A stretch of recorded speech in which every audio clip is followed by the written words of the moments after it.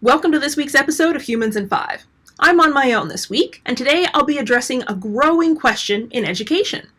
Educators are always looking for ways to see if students are learning the information we share in our classes. This has taken on a range of formats in universities and colleges, going from assignments to presentations to, of course, tests and exams. Assignments like essays and worksheets are typically completed by students in their own time, but in many scenarios, tests and exams would take place in designated locations, where students would complete their tests without any distractions, but also without any potential for getting help when preparing their answers. The idea was, if you learned the material, you should be able to share that information on the test without any aids.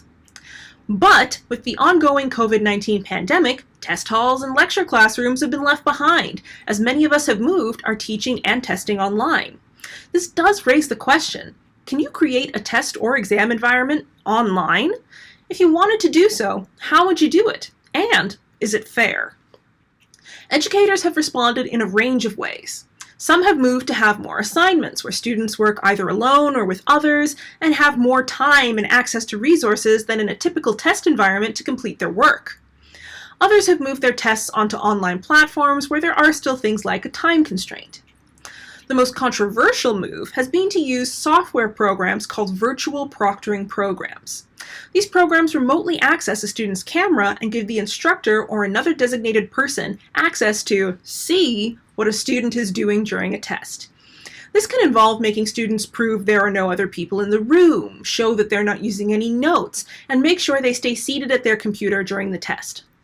Many of these programs use facial recognition or facial detection software to make sure a student stays at their computer and may report a student or remove them from the test if the program does not see a student seated in front of the camera. There have been a lot of valid complaints about these proctoring programs. There are concerns about privacy with this remote access and concerns about privilege, as not all students may have the technology needed for these programs to work or the living situations where they can guarantee no one else is in the room.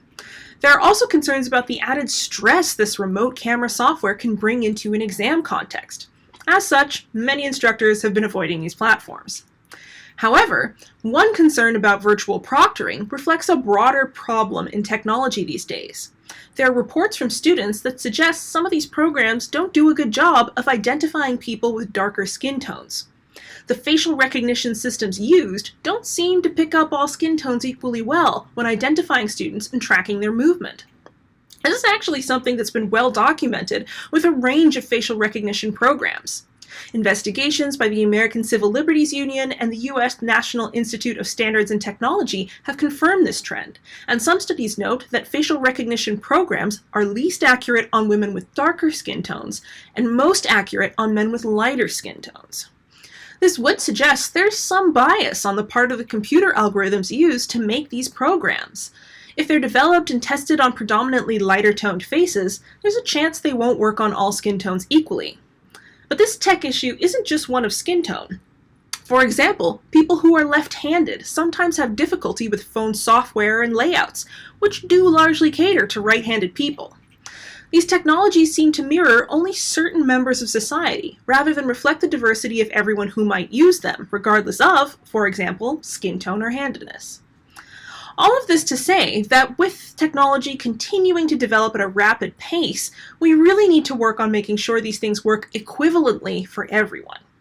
Proctoring software represents one academic-specific example, but reflects a wider problem where technologies may not affect everyone equally. In the sphere of tests in particular, there are a lot of other ways educators can look at how students are learning material that don't require proctoring software. In terms of technology overall, I hope that developers can continue to explore ways to make sure that tech tools many have come to rely on work for everyone as best as possible. Thanks for watching, and we'll see you next time on Humans in 5. And don't forget to subscribe!